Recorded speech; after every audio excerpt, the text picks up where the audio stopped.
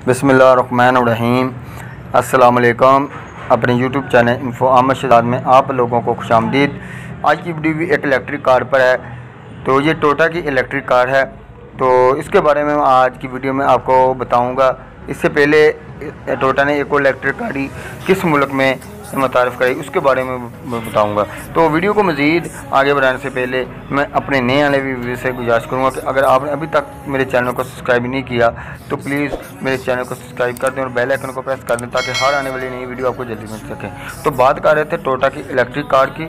दूसरी कंपनियों की मार्केट में जो इलेक्ट्रिक कार आने से और लोगों की जो तवज्जो अब इलेक्ट्रिक कार की तरफ पड़ रही है, तो टोयोटा मोटर ने भी अब इलेक्ट्रिक कार मुतारफ़ कराने का फ़ैसला कर लिया है, क्योंकि ये माहौल दोस्त गाड़ियाँ हैं और अब तकरीबन हर मोटर कंपनी ये तैयार करने की ख्वाहिशमंद है। मेरे ख्याल से टोयोटा ने भी ये बात नोट की है और अपने सार्फिन के लिए इलेक्ट्रिक कार मुतारफ़ कराने का इरादा किया है। टोयोटा ने अपनी नई और सबसे पहली इलेक्ट्रिक कार GZ4X मुतारफ़ करा दी, जो जल्द ही दुनिया भर में सार्फिन के लिए दस्तयाब होगी। कंपनी के मुताबिक GZ4X 2022 में सार्फिन को दस्तयाब होगी। टोयोटा ने फरवरी 2021 में ऐलान किया था कि वो 2021 के आखिर तक 3 इलेक्ट्रिक गाड़ियां अमेरिका में भी मुतारफ़ कराने वाला है, जो मुकम्मल तौर पर इलेक्ट्रिक होंगी। टोयोटा 2025 तक दुनिया के मुख्तलिफ ममालिक में 70 मुख्तलिफ इलेक्ट्रिक गाड़ियों को भी बनाने का इरादा रखता है।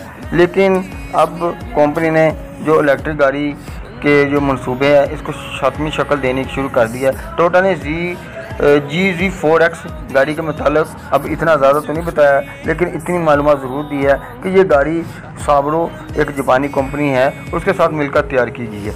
इसमें सोलर सिस्टम है, जिसकी वजह से इसकी बैटरी को चार्जिंग किया जा सकता है।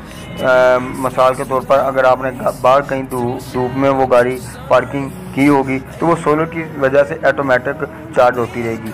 तो एक मरतबा इसकी बैटरी को चार्जिंग करने पर यह तकरीबन 100 किलोमीटर तक सफ़र तय कर सकती है।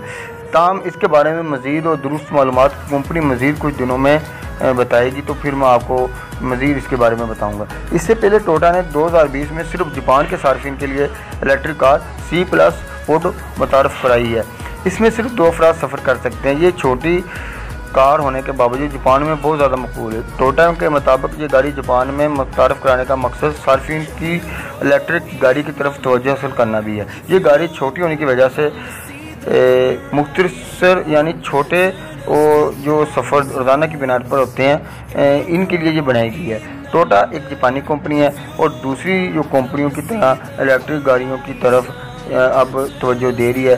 टोयोटा अगर इस इलेक्ट्रिक गाड़ी की तरफ आ रहा है, तो अगर इलेक्ट्रिक कार मुतारफ़ करा रहा है तो इससे अपने सार्फिन तक बेचना मुश्किल नहीं, क्योंकि टोयोटा पर पहले लोग बहुत अतमाद करते हैं। इसके सार्फिन दुनिया भर में मौजूद है जो टोयोटा की गाड़ियों को बहुत बेज़्यादा पसंद करते हैं। इसके अलावा होंडा भी अब मैदान में आ रहा है इलेक्ट्रिक गाड़ी के बारे में। इसके बारे में मैं करीब आपको बताऊँगा।